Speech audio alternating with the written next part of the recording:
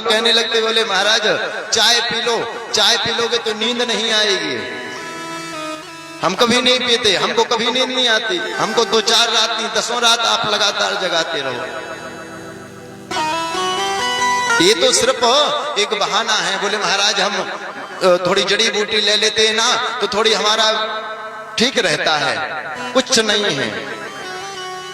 शरीर को हम आपने ऐसा बना लिया है, आपका शरीर आपके काबू में नहीं है, आपके हाथ में नहीं है। आपके शरीर का क्या होता प्यारे।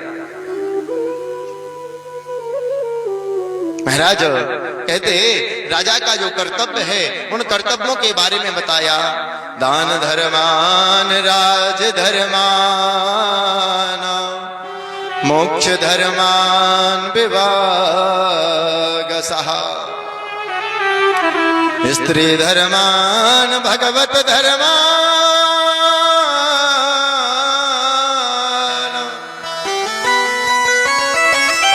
समासभ्यासयोगतः। राजा का क्या कर्तव्य है। भीष्म पितामह के पास भगवान लेकर के गए और भीष्म पितामह के पास जाकर के उन कर्तव्यों के बारे में पूछने लगे। महाराज भीष्म पितामह जी कहने लगे,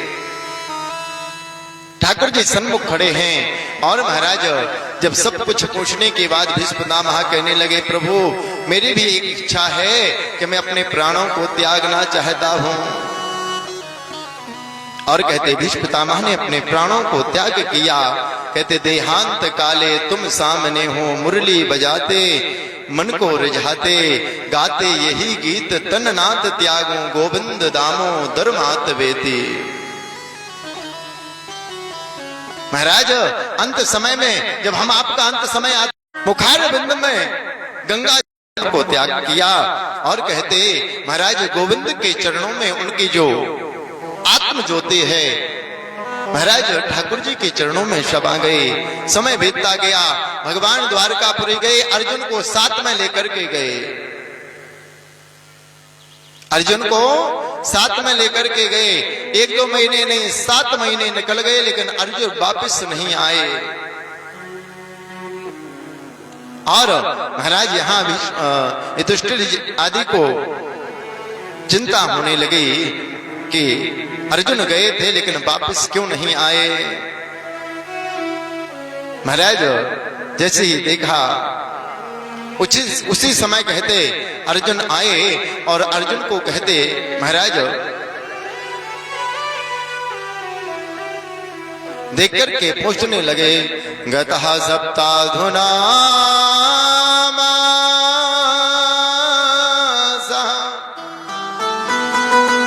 भीमसेना तब अर्जुन। अर्जुन को आया देखा और कहते अर्जुन से जब पूछा, अर्जुन कहने लगे प्रभु हमारे जो स्वामी थे भगवान इस धराधाम को छोड़ करके चले गए। महाराज भगवान इस धराधाम को छोड़ करके चले गए। अर्जुन को गोपियों को सौंपा था। कहते गोपियों को भीलों ने लूट लिया। आज अर्जुन के वही बाण थे, वही गांडीव था, लेकिन भगवान साथ में नहीं थे, तो अर्जुन को महाराज भीलों ने परास्त कर दिया। समय बीता और कहते जैसे कुंती मैया ने सुना कि ठाकुर जी चले गए, उसी समय कहते ध्यान लगा करके बैठी और कुंती मैया ने अपने शरीर को त्याग दिया। जो पंच भौतिक शरीर है उसको त्याग करके और परमात्मा में कहते लीन हो गए। कहते महाराज द्वापर में और त्रेता में सिर्फ 2 ही भक्त हुए कि भगवान का जैसे वियोग हुआ और अपने तन को त्याग दिया। त्रेता में हुए दशरथ जी महाराज और द्वापर में हुई कुंती महारानी। दशरथ जी ने जैसे सुमंत्र जी ने कहा कि राम जी वापस नहीं आए और कहते उसी समय दशरथ जी ने अपने प्राणों को त्याग कर दिया, छोड़ दिया। और यहाँ कुंती मैया ने जैसे ही सुना कि गोविंद अपनी लीला को संपन्न करके और चले गए, उसी समय कहते कुंती मैया ने अपने प्राणों का त्याग कर दिया। राजा परीक्षित को कहते पांडवों ने जैसे मन में विचार किया और कहते देखने के लिए जैसे ही गए, माम रोदसी जननी भद्रम ते कलाना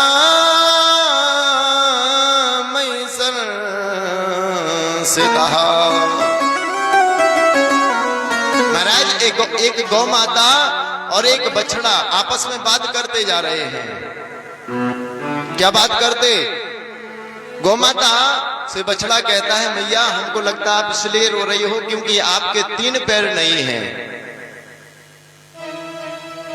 महाराज आप इसलिए रो रही हो, या आप इसलिए रो रही हो कि गोविंद अपनी लीला को संपन्न करके चले गए? बार बार पूछ रहे थे। एक काला काला पुरुष महाराज गौ माता को ताड़ना दे रहा था, मार रहा था, पीट रहा था। परीक्षित जी ने जैसे ही देखा, पूछा, भैया तुम कौन हो? और जब काले काले पुरुष से पूछा, वो कहने लगा, प्रभु हमारा नाम है कलियुग,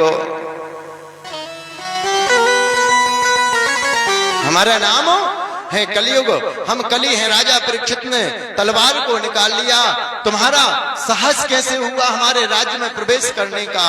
कलियुग कहने लगा, प्रभु हम जहां पर भी जाते हैं चारों दिशाओं में आपका ही राज्य है, आपकी शरण में आ गया हूं, जो स्थान आप हमको दे दोगे मैं वहां पर वास कर लूंगा। महाराज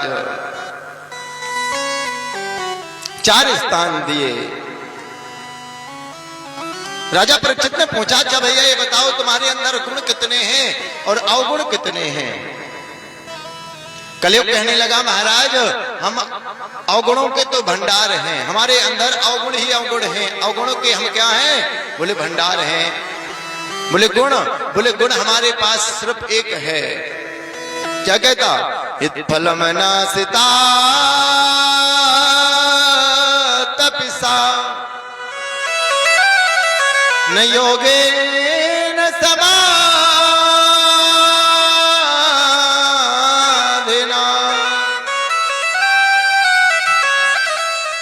तत्फलम लभते सम्यक